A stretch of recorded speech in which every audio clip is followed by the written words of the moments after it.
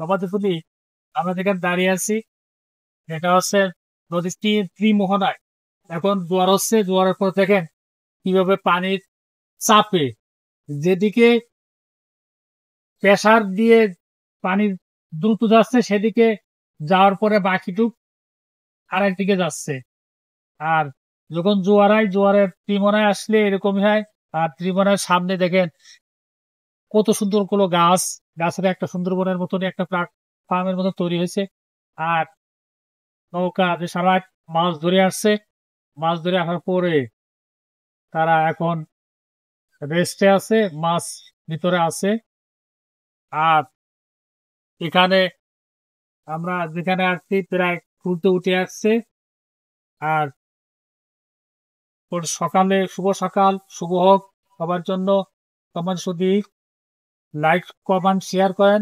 আসসালামু আলাইকুম।